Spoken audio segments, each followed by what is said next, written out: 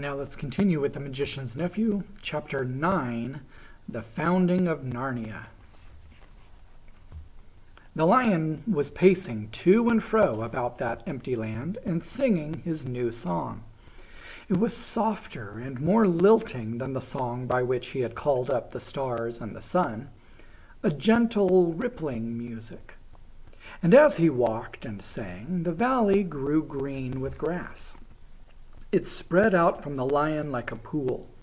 It ran up the sides of the little hills like a wave. In a few minutes it was creeping up the lower slopes of the distant mountains, making that young world every moment softer. The light wind could now be heard ruffling the grass. Soon there were other things besides grass. The higher slopes grew dark with heather. Patches of rougher and more bristling green appeared in the valley. Diggory did not know what they were until one began coming up quite close to him. It was a little spiky thing that grew out dozens of arms and covered these arms with green, and grew larger at the rate of about an inch every 2 seconds. There were dozens of these things all around him now. When they were nearly as tall as himself, he saw what they were. "Trees!" he exclaimed. The nuisance of it, as Polly said afterwards, was that you weren't left in peace to watch it all. Just as Diggory said, "Trees!" he had to jump, because Uncle Andrew had sidled up to him again and was just going to pick his pocket. It wouldn't have done Uncle Andrew much good if he had succeeded, for he was aiming at the right-hand pocket, because he still thought that the green rings were homeward rings.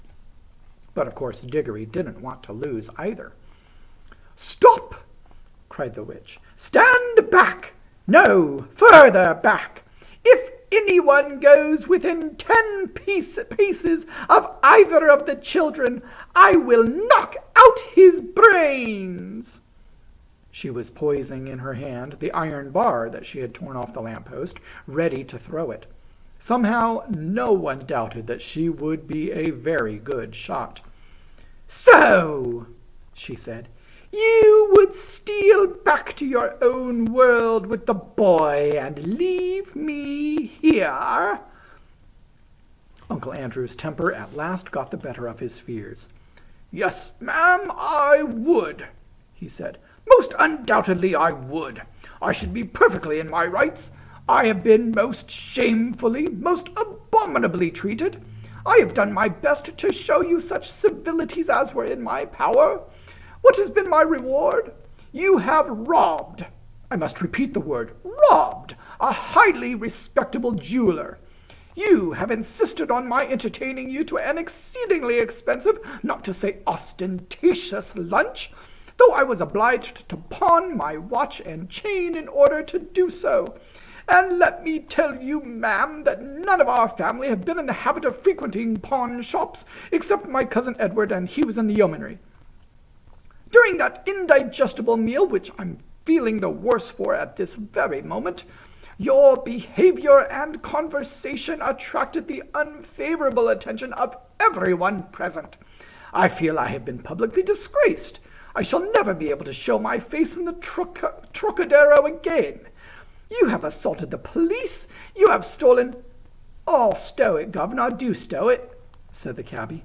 Watching and listening's the thing at present, not talking."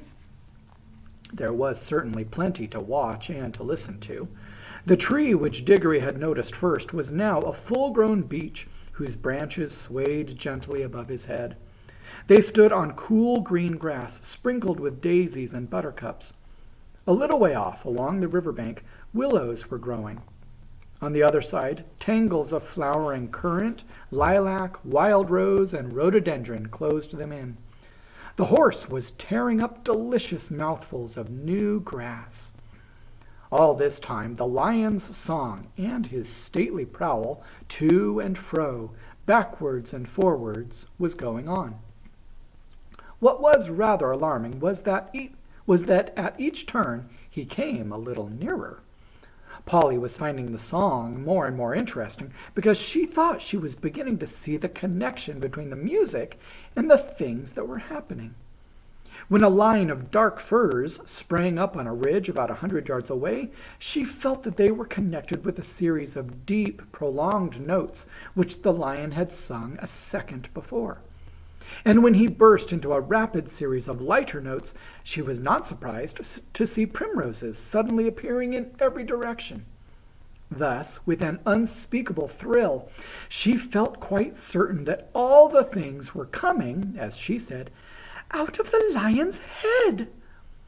When you listened to his song, you heard the things he was making up. When you looked round, you saw them. This was so exciting that she had no time to feel afraid. But Diggory and the cabby could not help feeling a bit nervous as each turn of the lion's walk brought him nearer. As for Uncle Andrew, his teeth were chattering, but his knees were shaking so that he could not run away. Suddenly the witch stepped boldly out towards the lion. It was coming on, always singing, with a slow, heavy pace. It was only 12 yards away. She raised her arm and flung the iron bar straight at its head. Nobody, least of all Jadis, could have missed at that range. The bar struck the lion fair between the eyes. It glanced off and fell with a thud in the grass. The lion came on. Its walk was neither slower nor faster than before. You could not tell whether it even knew it had been hit. Though its soft pads made no noise, you could feel the earth shake beneath their weight. The witch shrieked and ran. In a few moments she was out of sight among the trees. Uncle Andrew turned to do likewise, tripped over a root, and fell flat on his face in a little brook that ran down to join the river. The children could not move. They were not even quite sure that they wanted to. The lion paid no attention to them. Its huge red mouth was open, but open in song, not in a snarl. It passed by them so close that they could have touched its mane. They were terribly afraid it would turn and look at them, yet in some queer way they wished it would. But for all the notice it took of them, they might just as well have been invisible and unsmellable. When it had passed them and gone a few paces further, it turned, passed them again, and continued its march eastward. Uncle Andrew, coughing and spluttering, picked himself up. "Now, Diggory," he said, we've got rid of that woman, and the brute of a lion is gone. Give me your hand and put on your ring at once." "Keep off," said Diggory, backing away from him. "Keep clear of him, Polly. Come over here beside me. Now I warn you, Uncle Andrew, don't come one step nearer. We'll just vanish." "Do what you're told this minute, sir," said Uncle Andrew. "You're an extremely disobedient, ill-behaved little boy." "No fear," said Diggory. "We want to stay and see what happens. I thought you wanted to know about other worlds. Don't you like it now you're here?" "Like it?" exclaimed Uncle Andrew. "Just look at the state I'm in. And it was my best coat and waistcoat, too." He certainly was a dreadful sight by now, for of course the more dressed up you were to begin with, the worse you look after you've crawled out of a smashed hansom cab and fallen into a muddy brook. "I'm not saying," he added, "that this is not a most interesting place. If I were a younger man now, perhaps I could get some lively young fellows to come here first. One of those big game hunters. Something might be made of this country. The climate is delightful. I never felt such air. I believe it would have done me good if circumstances had been more favorable. If only we'd had a gun." "Guns be blowed," said Cabby. "I think I'll go and see if I can give Strawberry a rundown. That horse has more sense of some humans as I could mention." He walked back to Strawberry and began making the hissing noises that grooms make. "You still think that lion could be killed by a gun?" asked Diggory. "You didn't mind the iron bar much." "With all her faults," said Uncle Andrew, "that's a plucky gal, my boy. It was a spirited thing to do." He rubbed his hands and cracked his knuckles as if he were once more forgetting how the witch frightened him whenever she was really there. "It was a wicked thing to do," said Polly. "What harm had he done her?" "Hello, what's that?" said Diggory. He had darted forward to examine something only a few yards away. "I say, Polly," he called back, "do come and look." Uncle Andrew came with her, not because he wanted to see, but because he wanted to keep close to the children. There might be a chance of stealing their rings. But when he saw what Diggory was looking at, even he began to take an interest. It was a perfect little model of a lamp-post, about 3 feet high, but lengthening and thickening in proportion as they watched it. In fact, growing just as the trees had grown. "It's alive, too. It's lit," said Diggory. And so it was, though, of course, the brightness of the sun made the little flame in the lantern hard to see unless your shadow fell on it. "Remarkable, most remarkable," muttered Uncle Andrew. "Even I never dreamt of magic like this. We're in a world where everything, even a lamp-post, comes to life and grows. Now I wonder what sort of seed a lamp-post grows from." "Don't you see?" said Diggory. "This is where the bar fell. The bar she tore off the lamp-post at home. It sank into the ground, and now it's coming up as a young lamp-post." But not so very young now. It was as tall as Diggory while he said this. "That's it! Stupendous! Stupendous!" said Uncle Andrew, rubbing his hands harder than ever. "Ho, ho! They laughed at my magic. That fool of a sister of mine thinks I'm a lunatic. I wonder what they'll say now. I have discovered a world where everything is bursting with life and growth. Columbus! Now they talk about Columbus. But what was America to this? The commercial possibilities of this country are unbounded. Bring a few old bits of strab iron here, bury 'em, and up they come as brand-new railway engines, battleships, anything you please. They'll cost nothing, and I can sell 'em at full prices in England. I shall be a millionaire. And then the climate. I feel 20 years younger already. I can run it as a health resort. A good sanatorium here might be worth $20,000 a year. Of course, I shall have to let a few people into the secret. The first thing is to get that brute shot." "You're just like the witch," said Polly. "All you think of is killing things." "And then, as regards oneself," Uncle Andrew continued in a happy dream, "there's no knowing how long I might live if I settled here. And that's a big consideration when a fellow has turned 60. I shouldn't be surprised if I never grew a day older in this country. Stupendous! The land of youth!" "Oh!" cried Diggory. "The land of youth! Do you think it really is?" For of course he remembered what Aunt Letty had said to the lady who brought the grapes, and that sweet hope rushed back upon him. "Uncle Andrew," he said, "do you think there's anything here that could cure Mother?" "What are you talking about?" said Uncle Andrew. "This isn't a chemist's shop. But as I was saying—" "You don't care tuppence about her," said Diggory savagely. "I thought you might. After all, she's your sister as well as my mother. Well, no matter. I'm jolly well going to ask the lion himself if he can help me." And he turned and walked briskly away. Polly waited for a moment and then went after him. "Here, stop! Come back! The boy's gone mad!" said Uncle Andrew. He followed the children at a cautious distance behind, for he didn't want to get too far away from the green rings or too near the lion. In a few minutes Diggory had come to the edge of the wood, and there he stopped. The lion was singing still, but now the song had once more changed. It was more like what we should call a tune, but it was also far wilder. It made you want to run and jump and climb. It made you want to shout. It made you want to rush at other people and either hug them or fight them. It made Diggory hot and red in the face.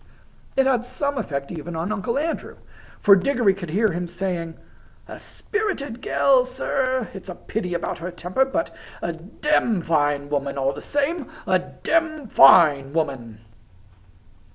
But what the song did to the two humans was nothing compared to with what it was doing to the country.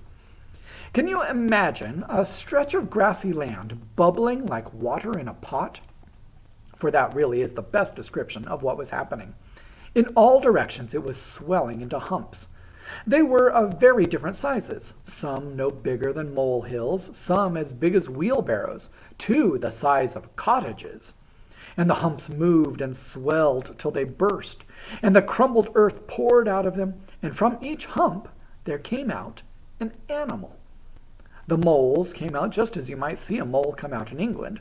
The dogs came out, barking the moment their heads were free, and struggling as you've seen them do when they're getting through a narrow hole in a hedge.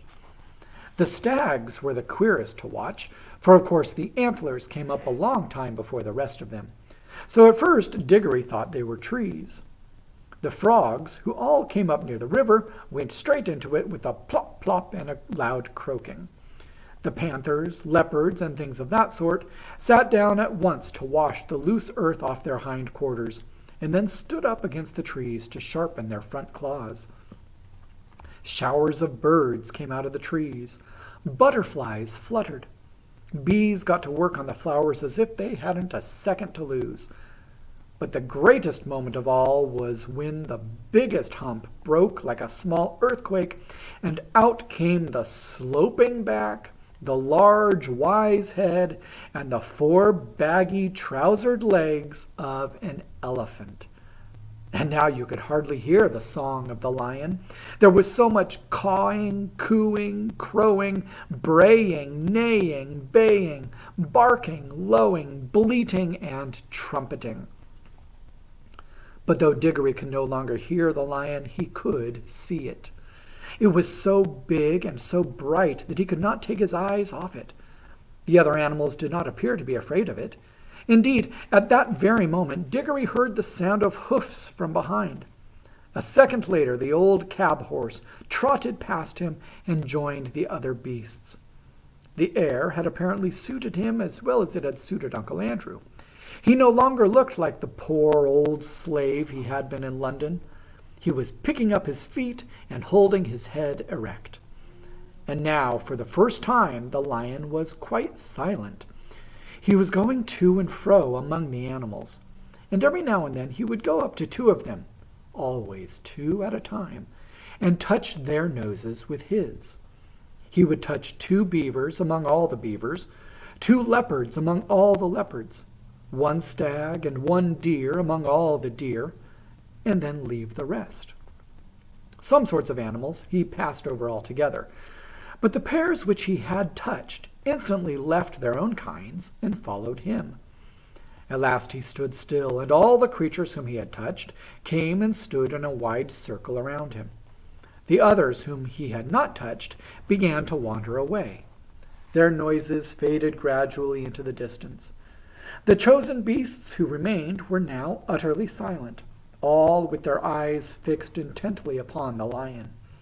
The cat-like ones gave an occasional twitch of the tail, but otherwise all were still. For the first time that day there was complete silence, except for the noise of running water. Diggory's heart beat wildly. He knew something very solemn was going to be done. He had not forgotten about his mother, but he knew jolly well that even for her he couldn't interrupt a thing like this. The lion, whose eyes never blinked, stared at the animals as hard as if he was going to burn them up with his mere stare. And gradually a change came over them. The smaller ones, the rabbits, moles, and such like, grew a good deal larger. The very big ones, you noticed it most with the elephants, grew a little smaller. Many animals sat up on their hind legs. Most put their heads on one side as if they were trying very hard to understand. The lion opened his mouth, but no sound came from it. He was breathing out a long, warm breath. It seemed to sway all the beasts as the wind sways a line of trees. Far overhead, from beyond the veil of blue sky which hid them, the stars sang again, a pure, cold, difficult music. Then there came a swift flash like fire, but it burnt nobody, either from the sky or from the lion itself, and every drop of blood tingled in the children's bodies. and the deepest, wildest voice they had ever heard was saying, Narnia, Narnia, Narnia, awake, love, think, speak, be walking trees, be talking beasts, be divine waters. And that's the end of chapter 9.